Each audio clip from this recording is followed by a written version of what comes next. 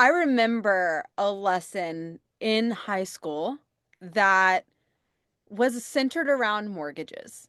It's the Oh, only time I really ever remember, aside from some conversations with my dad about how debt was bad. But it was really the only time I ever remember being talked to and taught about a mortgage. And what my takeaway was is very similar to what you mentioned earlier.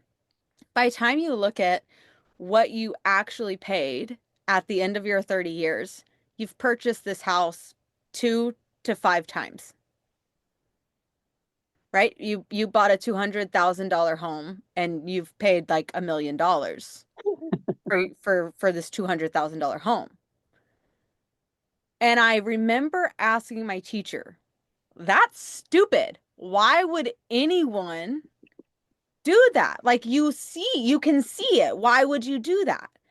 And she said, "Because no one has $200,000 to buy the house with cash. Otherwise, they're not buying a $200,000 house." right, right. She said, "So you pay for the money, You pay for the money. pay for the money." And that I'm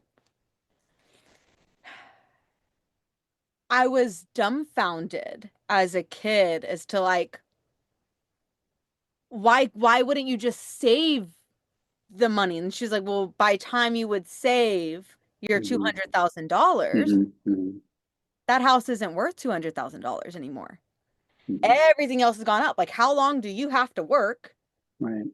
to save $200,000? Say I used to be a teacher. We made roughly about $50,000 a year. So I think she used her teacher income, which was even less during that time period. She's like, Sure. as a teacher, if I was going to buy a $200,000 house, I would have to live somewhere while I'm Right. saving this money, Yeah. and I would have to save my entire income for, I think it was like 5 years for her at that time, to Hmm. buy the house. So Hmm. where would you live in the interim? Hmm. And that's where people come into renting, right? They're like, "Oh, well, I would rent in the interim." Well, renting, you're paying 100% interest. I've never heard anybody say it that way. It's kind of like a catch 22.